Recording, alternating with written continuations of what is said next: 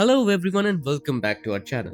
What would you do if the one person you swore you would never go back to suddenly became your only hope? And what if your child's future depended on that one impossible decision? So here's what went down. Madison, after everything she's been through, shows up unannounced at Chelsea's doorstep. With a son, a child Chelsea didn't even know existed. What starts as a tense reunion quickly turns into something much deeper pain, truth, and a request that could change all of their lives forever. Alright, let me walk you through this because honestly, this one hits differently. Madison is standing across the street, just staring at that brownstone like it's a ghost from her past. You can feel it every bad memory, every broken promise, every sleepless night she endured. It's all tied to that one place, and yet, despite everything she told herself, I'm never going back. Here she is, not for herself, though. No, this time it's about her son.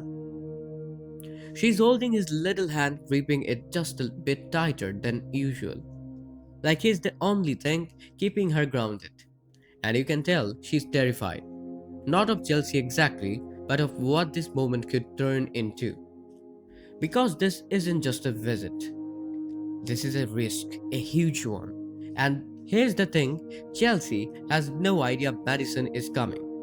This wasn't planned, no warning, no heads up, because Madison knew if she gave herself even one extra minute, she might lose the courage to do this.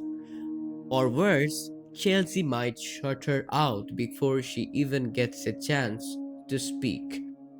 Meanwhile, inside the house, Chelsea is just living her life. Calm, structured, everything in place. You know that kind of life where everything looks perfect on the outside.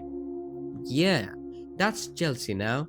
Every piece of furniture, every little detail, it all screams control. Stability, like she's worked really hard to build a world where chaos can't reach her anymore.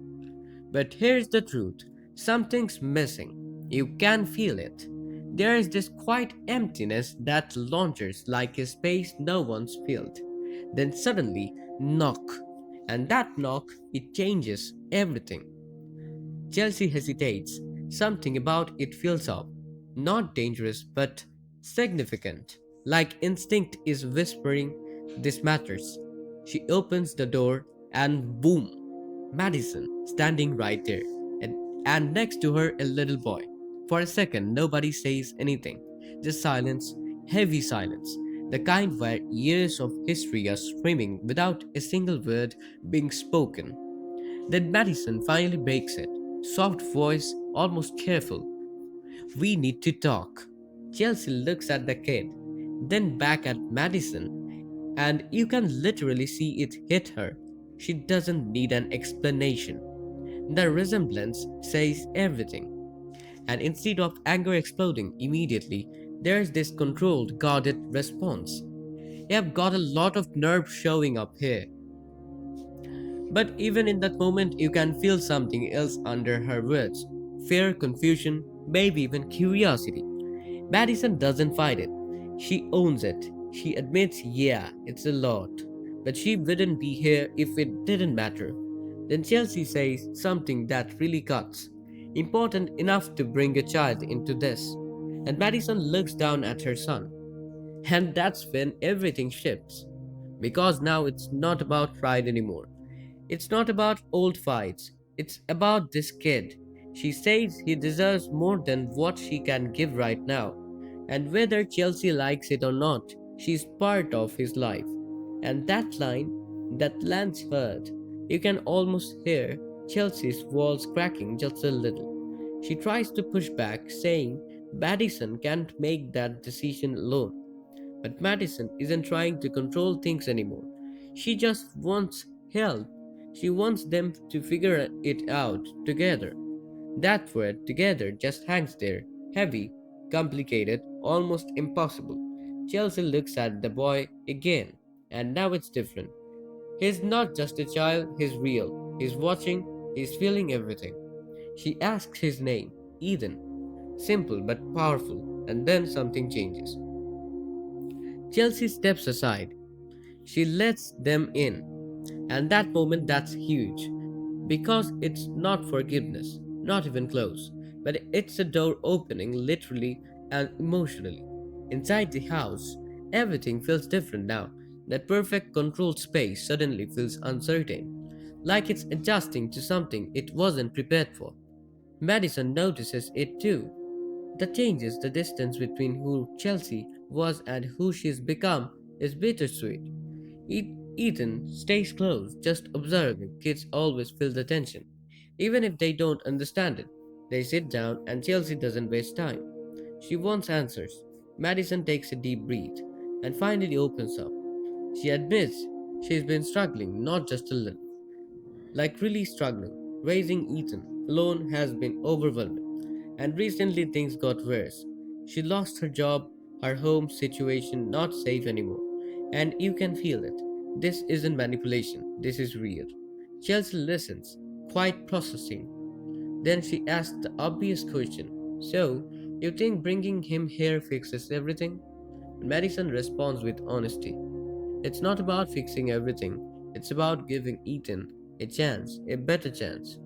Chelsea pushes back again, saying she never signed up for this responsibility, and Madison doesn't argue. She just asks for help. Not control, not ownership, just help. And right when the tension feels like it's about to snap, Ethan speaks.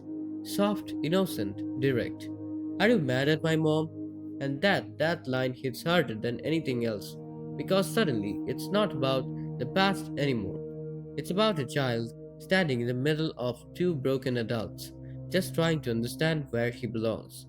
This moment right here, it's not just emotional, it's transformative. Everything changes because of Ethan. It becomes the bridge between two people who were never supposed to reconnect. And that's what makes this so powerful. It's no longer about old wounds or who was right or wrong. It's about responsibility, healing, and whether people can actually grow beyond their past. Chelsea is being forced into a position she never chose. And Madison, she's swallowing her pride completely for the sake of her child. That alone shows growth.